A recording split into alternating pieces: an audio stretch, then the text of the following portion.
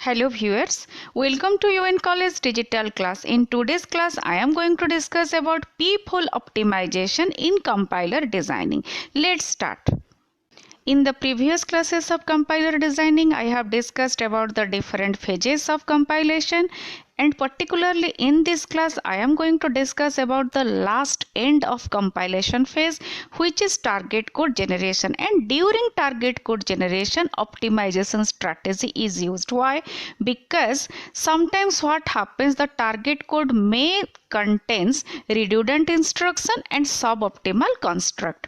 So in order to improve the quality of such target code, optimizing transformation or optimization to the target program is implemented. Peephole optimization is a type of code optimization performed on a small part of the code. Okay, it is performed on very small set of instruction in a segment of code.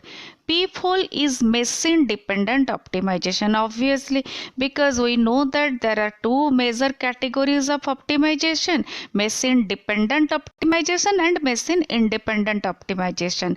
And machine dependent optimization is particularly implemented at the final end stage of the compilation. Okay, and peephole is one of the machine dependent optimization strategy. The small set of instruction or small part of code on which peephole optimization is performed is known as peephole or window. Okay, now it is basically works on the theory of replacement, in which a part of code is replaced by shorter and faster code without change in output. Now we will discuss what are the objective of peephole optimization. Just like any optimization strategy, the objective of peephole optimization is to improve performance. Okay, and the second thing is to reduce memory footprint, and the third one is to reduce code size. All these are the objective of using peephole optimization. Now, peephole optimization consists of number of characteristics. Those are redundant instruction elimination, flow of control optimization, algebraic simplification, use of machine items, unreachable code. Actually, we will discuss what are the different strategies, what are the different criterias on the basis of which peephole optimization is implemented. Now we will discuss one by one. The first one is redundant load and store elimination. In this technique, what happens? The redundancy is eliminated. Already I have said in the previous slide that when the target code is generated, it may happen that the target code may contains redundant instruction set, and it is the responsibility of peephole optimization to eliminate, to detect the redundancy and to eliminate the redundant instruction. Here we are going to discuss about that.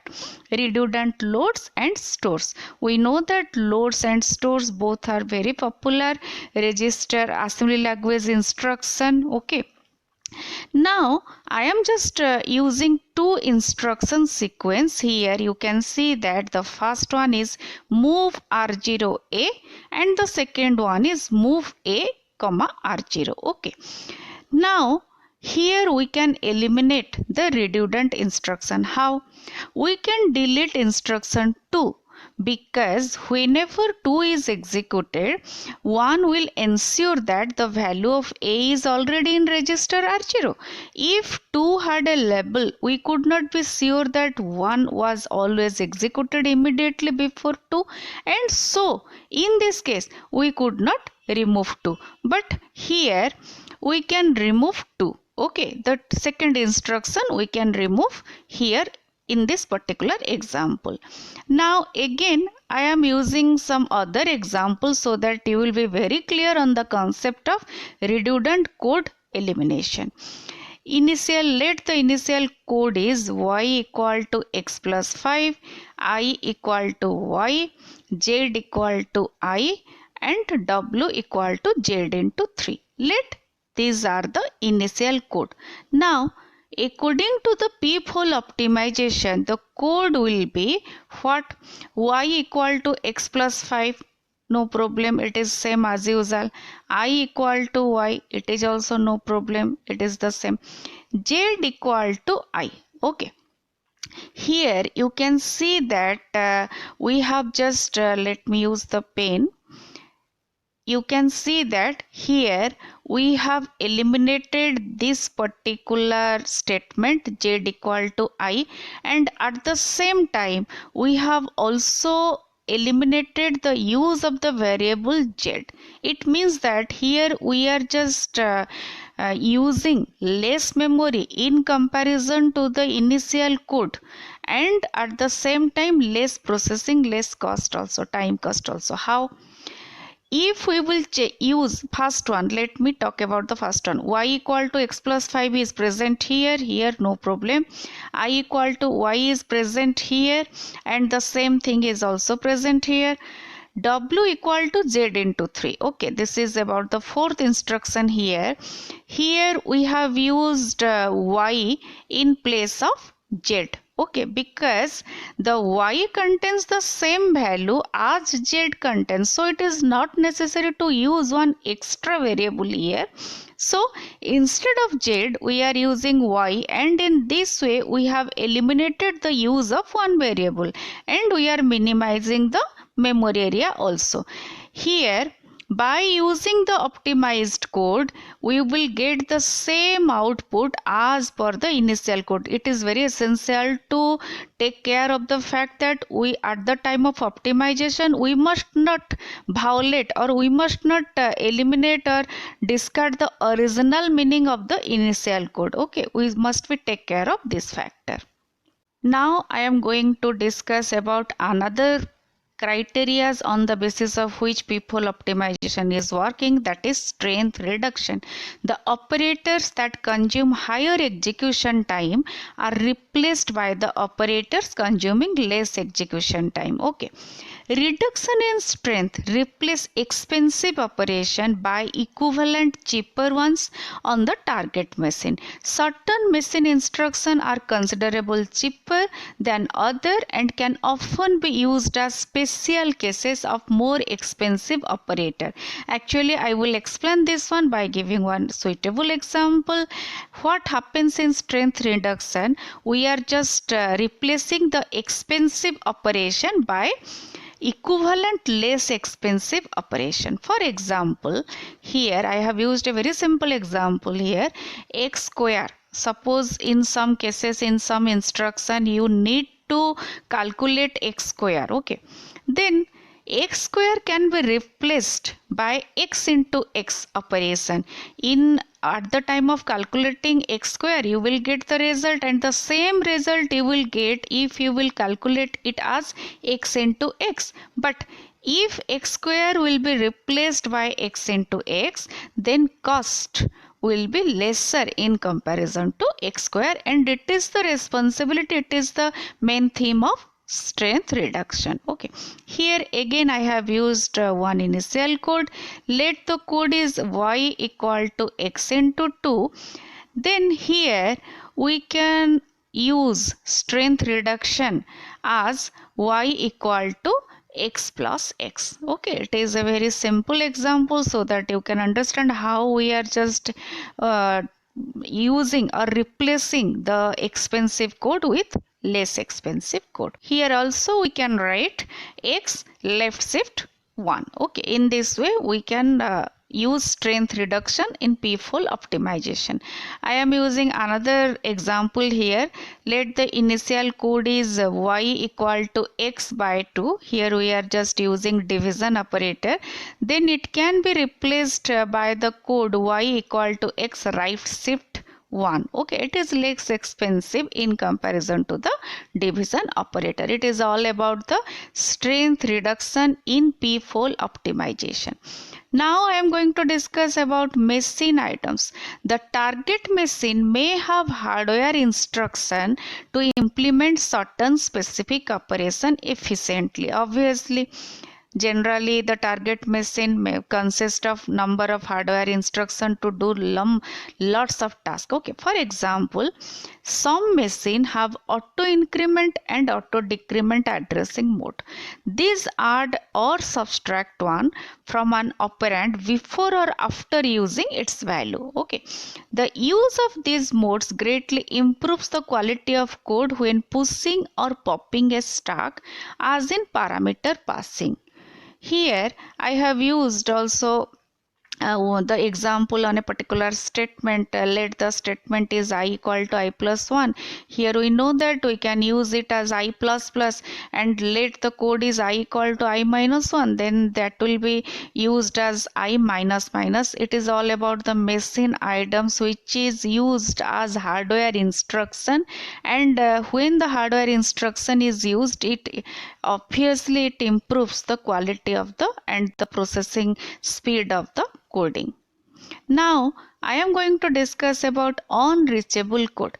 P-fold optimization also takes care of the removal of unreachable instruction.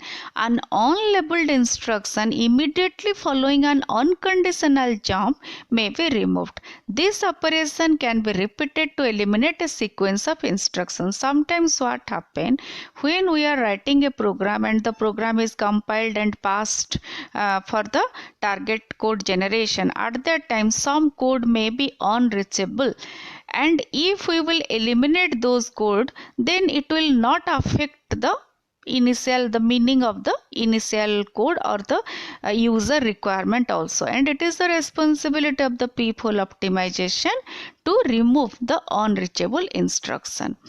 Generally, the code following an unconditional jump is unreachable and can be eliminated. The same operation can be repeated to eliminate a sequence of instruction. Here also I have used one example so that you can understand what is the meaning of unreachable code elimination. Suppose the C coding here is has defined debug 0, then some statements are there. If debug, okay, then print debugging information.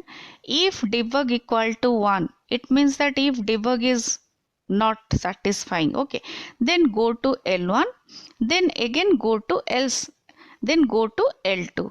L1 print debugging information, then in L2 some other statements are there. Okay.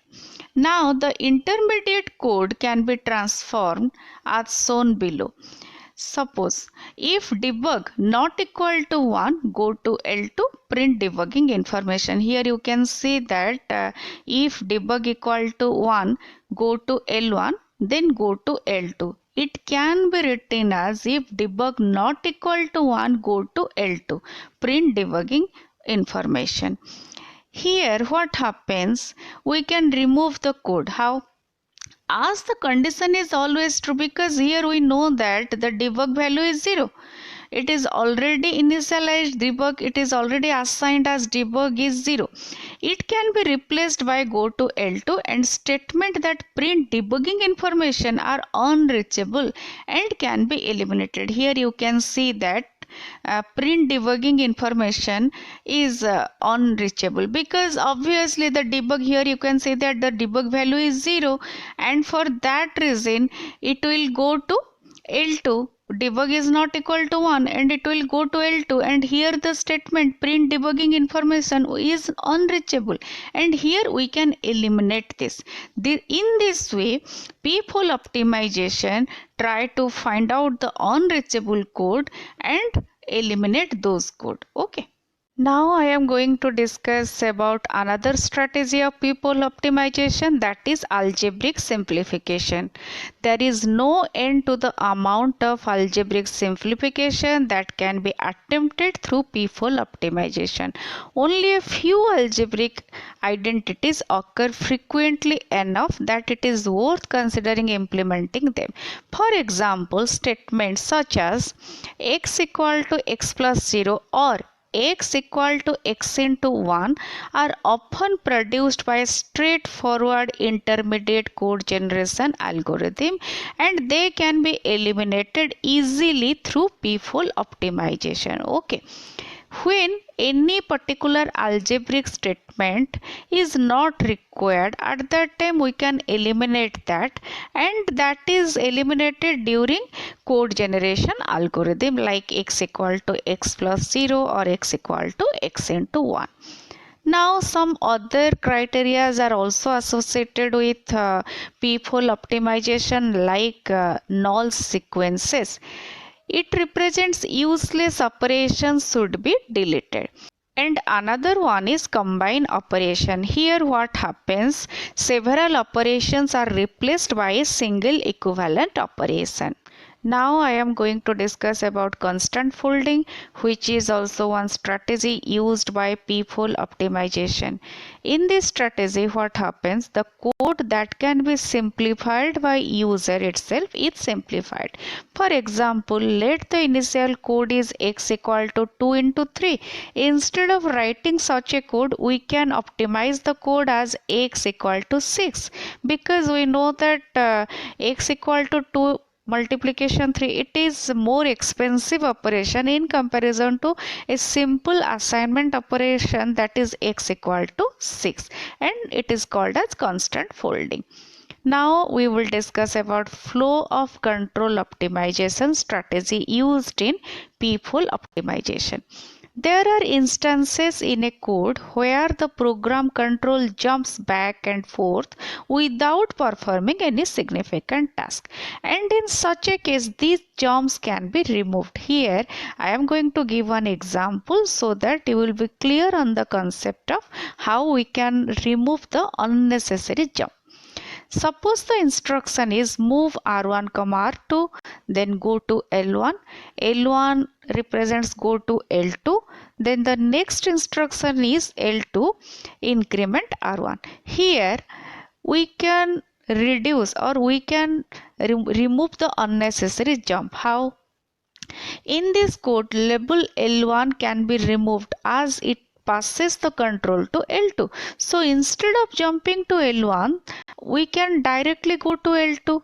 Okay, we can pass the control directly to L2, and the code may be written as move R1, R2, go to L2.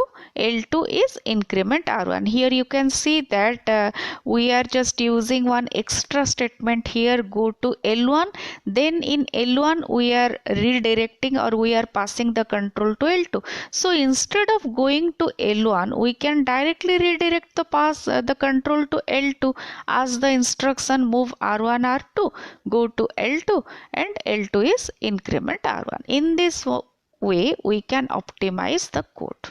In this class we have discussed about p-fold optimization along with the strategies which are used in p-fold optimization to optimize the code during the target code generation.